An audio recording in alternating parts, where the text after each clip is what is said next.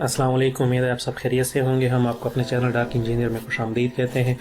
जैसे आपको पता ही है कि हमारा चैनल बेसिकली कंप्यूटर कोर्स से रिलेटेड है और हर वो चीज़ जो कंप्यूटर से जुड़ी हुई है वो हम आपको अपने चैनल में इंशाल्लाह ब्रीफली बताएंगे और आपको सिखाने की कोशिश करके आपको सिखाएंगे। तो लेक्चर पे जाने से पहले आपसे एक रिक्वेस्ट है कि अगर आपने हमारे चैनल को सब्सक्राइब नहीं किया तो काइंडली हमारे चैनल को सब्सक्राइब करके साथ दिए गए बेल आइकन पर क्लिक कर दें ताकि हर आने वाला नई वीडियो आपको बर वक्त मिल सके। तो चले देखते हैं आज का आउटलाइन कि आज के आउटलाइन में हमारे पास क्या है। आज हम देखेंगे मैनेज को, कि कंप्यूटर में मैनेज क्या होता है, कैसे काम करता है और इसके बेसिक्स पॉइंट्स क्या हैं। तो चलिए शुरू करते हैं आज का लेक्चर।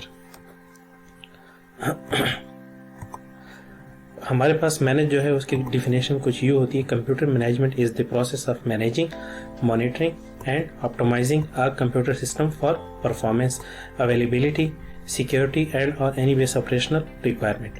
कंप्यूटर सिस्टम में हमारे पास जो मैनेज होता है वो बेसिकली यूज़ करता है मैनेजिंग ऑफ कंप्यूटर, के कंप्यूटर को मैनेज कैसे करना है, मॉनिटरिंग उसको मॉनिटर कैसे करना है and optimising a computer system for performance. अब बेसिकली यहाँ पे इन तीनों वर्ड का जो मजमुआ है वो है मैनेज हमारे पास। कि हम अगर हमारे पास सिस्टम है हम उसे यूज़ कर रहे हैं तो अगर उसकी स्पीड स्लो हो गई तो मतलब इसका ये कि मैनेजमेंट सही नहीं है। उसमें कोई वायरस आ गया तो मतलब मैनेजमेंट सही नहीं है। मतलब यूज़ करने वाला उसको उस तरह यूज़ नहीं कर रहा जिस तरह यूज़ करना चाहिए।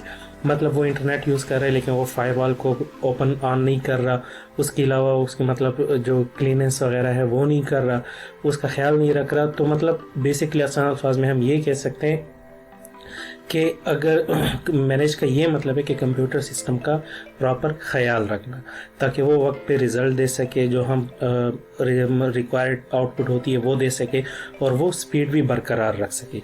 जो मैनेजमेंट है हमारे पास वो बेसिकली कंसिस्ट करता है 4 पॉइंट्स में। Computer maintenance. कंप्यूटर मेंटेनेंस का ये मतलब है कि हमारे पास कंप्यूटर में कोई भी चीज़ ख़राब ना हो।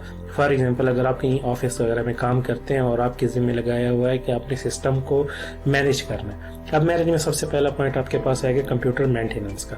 कंप्यूटर मेंटेनेंस में हम क्या करते हैं कि अगर फॉर एग्जांपल हम सुबह जाते हैं ऑफिस में या स्कूल या यूनिवर्सिटी में और वहाँ जाके हम अपने सिस्टम ऑन करते हैं लेकिन वहाँ पे पता चलता है कि हमारी तो कोई केबल ही नहीं है, कीबोर्ड नहीं है, माउस नहीं है या स्पीड कम है या अंदर कोई और फंक्शनलिटी काम नहीं कर रही, लाइक रैम नहीं है सही या हार्ड डिस्क जली हुई है या कोई और ऐसा इशू आया हुआ है जिसकी वजह से कंप्यूटर सही काम नहीं कर रहा।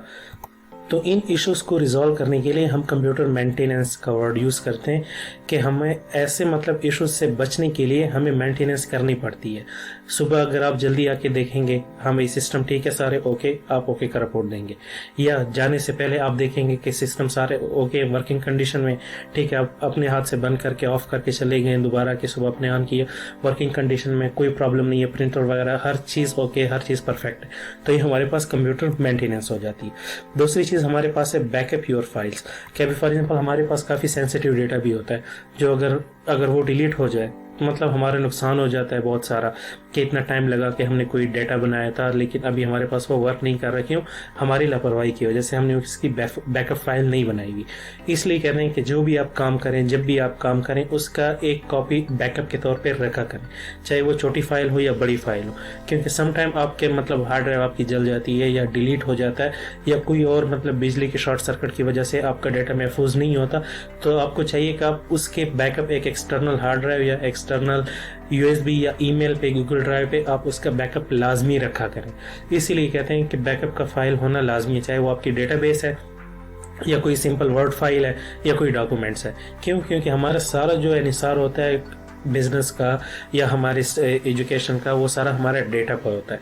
अब डेटा का ये मतलब नहीं है कि कोई ऑफिस है तो उसका डेटा होगा। डेटा एक स्टूडेंट का भी हो सकता है जिसमें उसके नोट्स वगैरह हो सकते हैं या कोई और सेंसिटिव मालूमात या पिक्चर्स वगैरह हो सकती हैं जो कि वो मतलब डिलीट नहीं करना चाहता। अगर डिलीट हो गई और बैकअप ना हो फिर रिकवरी कभी कभार मुश्किल हो जाती है। इसलिए कहते हैं कि आप अपने फाइल्स के, अपने जो आपके मतलब डॉक्यूमेंट्स हैं या फोल्डर्स हैं, उसका बैकअप लाजमी रखे करें ऐसी जगह पे जो आपके सिस्टम से जुड़ी ना हो। मतलब अगर आप एक हार्ड ड्राइव में रखेंगे और वो हार्ड ड्राइव खुदा न खास्ता जल जाए तो फिर आपकी बैकअप भी फाइल भी जाएगी। इसलिए एक एक्सटर्नल हार्ड ड्राइव या पेन ड्राइव या फिर आप गूगल प्ले स्टोर पे गूगल ड्राइव में आप रख सकते हैं, सेव कर सकते हैं बैकअप के तौर पर। जो इसका तीसरा मैनेज का हमारे पास अहम पार्ट है वो है यूज एंटीवायरस सॉफ्टवेयर। यहाँ पे एंटीवायरस सॉफ्टवेयर से मुराद ये नहीं है कि आप एक्सटर्नल एंटीवायरस इंस्टॉल करें, जैसे कि अवास्ट हो गया या अवेरा हो गया या बेदो एंटीवायरस हो गया इससे तो एक ही होगा कि आपके सिस्टम पे बर्डन पड़ेगा, आपके रैम भी कंज्यूम होगी, आपकी परफॉर्मेंस भी उसके साथ स्लो हो जाएगी।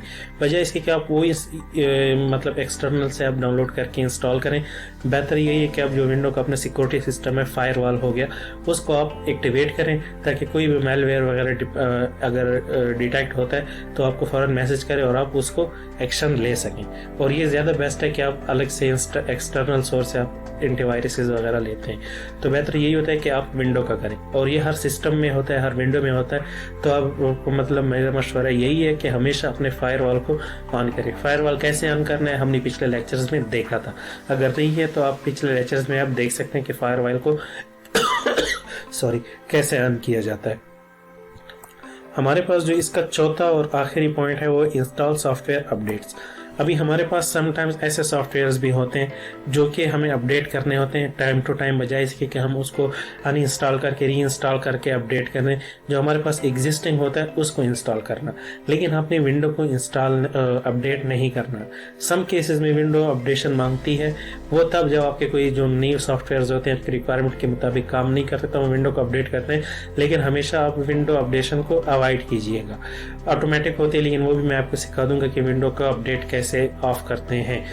तो आप मतलब जो सॉफ्टवेयर, फॉर एग्जांपल अगर आप फोटोशॉप यूज़ कर रहे हैं, एक आसान से एग्जांपल है, और फोटोशॉप 7.0 यूज़ कर रहे हैं, लेकिन आपको रिक्वायर्ड है एडोब फोटोशॉप CS6 के कुछ मतलब आपको टूल्स रिक्वायर्ड है, वो तो आपको एडोब फोटोशॉप 7.0 में नहीं हो सकते, तो आपको अपडेट करना पड़ेगा। आपको मतलब वो एडोब फोटोशॉप 7.0 अनइंस्टॉल करना पड़ेगा और फिर आपको CS6 अलग से इंस्टॉल करना पड़ेगा। हम इसको डायरेक्टली अपडेट नहीं कर सकते। अब जैसे कि मतलब ऑनलाइन सॉफ्टवेयर हो गए, जैसे कि आपके विंडोज़ ले लो, विंडोज़ 10 ले लो, या कोई आपके पास फॉर एग्जांपल डेटाबेसेस वगैरह हो गई हैं, तो उसको अगर आप अपडेट करना चाहते हैं तो आप ऑनलाइन सिर्फ वही एग्जिस्टिंग सॉफ्टवेयर के अपडेट जो अपडेटर होता है, अपडेट असिस्टेंट होता है, उसको डाउनलोड करके सिंपली आप 10 मिनट के अंदर अपना सॉफ्टवेयर इंस्टॉल कर अपडेट कर सकते हो, बजाय इसके कि आप रिमूव करो और दोबारा नए को इंस्टॉल करो। तो ये था हमारा लेक्चर आज का मैनेजमेंट के हिसाब से। अगर आपको इसमें कोई बात समझ नहीं है तो आप कमेंट सेक्शन में पूछ सकते हैं, इंशाल्लाह आपको ज़रूर क्लियर किया जाएगा। तब तक के लिए इजाज़त दीजिए, अल्लाह हाफिज़।